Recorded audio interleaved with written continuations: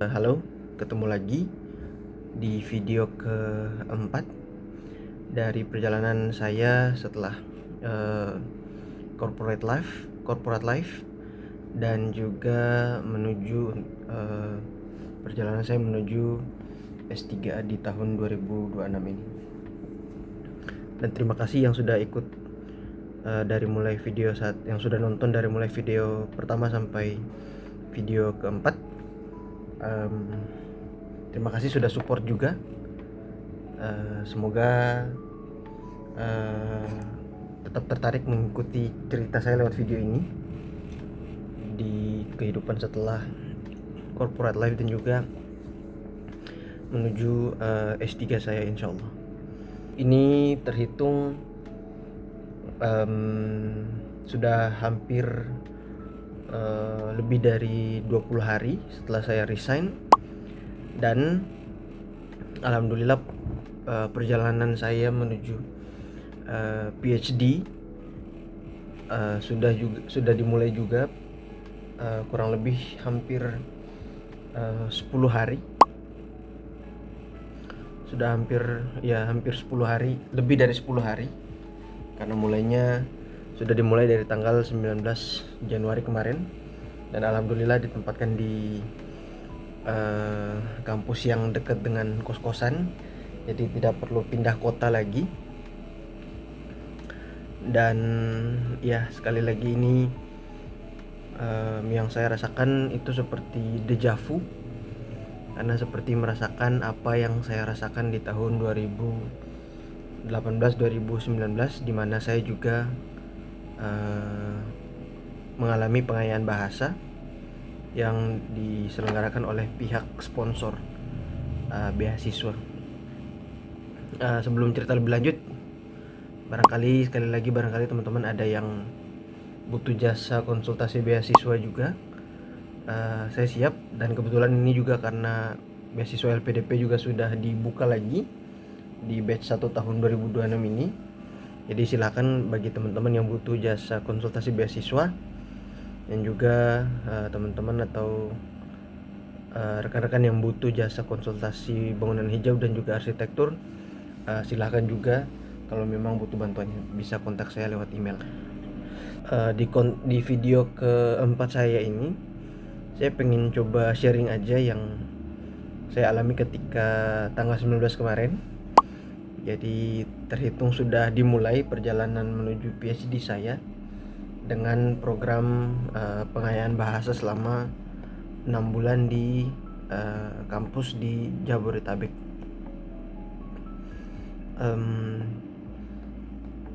Sebelumnya memang saya sudah menduga bahwa kemungkinannya kalau tidak di Jabodetabek bisa saja ditempatkan di Yogyakarta. Lebih berharap ditempatkan di Yogyakarta sih, karena suasananya bagi saya cukup menyenangkan dan suasana baru juga setelah 4 tahun tinggal di Jabodetabek.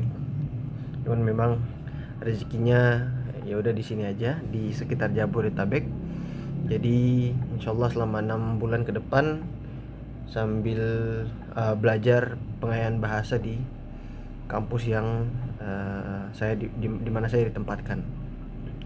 Dan karena saya ambilnya kelas IELTS, jadi untuk kelas IELTS di program pengayaan bahasa yang saya ikuti ini isinya hanya 14 orang. 14 orang terdiri dari rekan-rekan dari berbagai background dan juga daerah, dari mulai afirmasi, kemudian ada juga yang teman-teman dari disabilitas, putra-putri Papua, dan lain-lain sebagainya. Kelasnya cukup kecil karena 14 orang dibandingkan dengan waktu 2018-2019, di mana kalau tidak salah satu kelas isinya 20 lebih.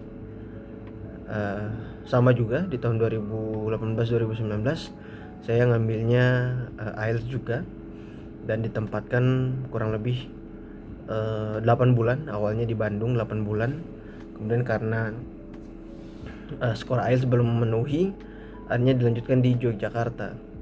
Baru kemudian alhamdulillah di Yogyakarta berhasil mendapatkan skor yang disyaratkan oleh sponsor pemberi beasiswa, yaitu LPDP. Dan setelah berapa tahun? 7-8 tahun akhirnya merasakan lagi pengayaan bahasa, dan terhitung ini adalah pengayaan bahasa saya yang ketiga, karena memang ya sudah lama juga skill bahasa Inggris tidak dipakai, walaupun sebenarnya saya bekerja sebelumnya di perusahaan multinasional. Cuman memang bahasa Inggris jarang dipakai, beberapa kali saja, karena memang kliennya adalah orang luar negeri. Dan ini balik lagi, alhamdulillah dikasih kesempatan oleh LPDP untuk mengikuti pengayaan bahasa, karena memang skor bahasa Inggris saya sewaktu mendaftar beasiswa LPDP itu saya pakai waktu itu karena nilai skor IELTS saya sudah kadaluarsa dari 2019. Jadi saya coba ambil opsi yang paling baru, dan pada saat itu juga karena sudah dekat dengan deadline, jadi yang saya ambil adalah bukan TOEFL, bukan IELTS, karena waktunya cukup lama, dan juga pendaftaran untuk kedua tes ini sudah full di berbagai institusi yang membuka tes pada waktu itu. Jadi pilihan terakhir adalah Duolingo, dan kebetulan LPDP juga menerima Duolingo. Jadi saya daftar, saya coba ikut tes Duolingo. Harganya lebih murah dari IELTS, tapi tetap agak mahal ya, di atas sekitar 2 jutaan. Cuman bedanya hasilnya langsung keluar di 1 atau 2 hari setelahnya.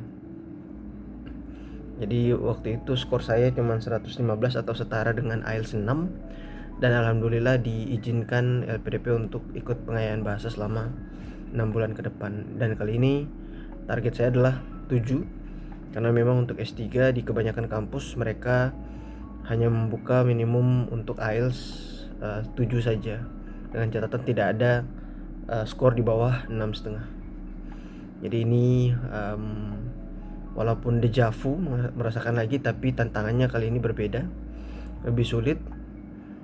Saya ingat tahun 2018-2019 itu 3 kali ikut IELTS, mana 2 tes pertama itu saya dapat hasil masih 6, baru kemudian berjuang di 2019 Maret, alhamdulillah dapat skor yang diinginkan, yaitu 6,5 ya, dengan tidak ada skor di bawah 6. Naik 0,5 di IELTS itu tantangannya luar biasa berat, dan kali ini saya mencoba keberuntungan lagi, naik dari 6,5 menuju 7. Sampai saat ini setelah kelas berjalan sudah 2 minggu lebih, alhamdulillah pelan-pelan saya mencoba untuk menyadari terutama mengenai kekurangan saya ya di bagian writing, dan ini benar-benar tutor-tutor yang ada sangat-sangat membantu, dan mohon doanya semoga bisa dapat 7 di saat ikut official test IELTS nanti. Ditambah lagi ada perbedaan yang begitu signifikan. Kalau di tahun 2019 itu saya ikut ambilnya IELTS paper base. Nah kali ini di program ini memang ditujukan untuk IELTS computer base. Jadi yang awalnya terbiasa coret-coret di atas kertas, nah ini ditantang lagi untuk bagaimana bisa mengingat ya, atau memahami keyword dari IELTS, terutama listening ya, yang hanya terpapar di layar komputer. Ini jadi tantangan tersendiri bagi saya di awal tahun 2026 untuk memahami IELTS dengan versi tes terbaru. Ya, dan semoga bisa lancar-lancar aja perjalanan nanti sampai dapat 7, dan juga dapat kampus pastinya. Mohon doanya juga semoga bisa cepat dapat supervisor untuk membimbing saya ikut selama perjalanan saya di S3 nanti. Oke, mungkin untuk video selanjutnya masih akan membahas seputar LPDP dan juga perjalanan saya di menuju S3.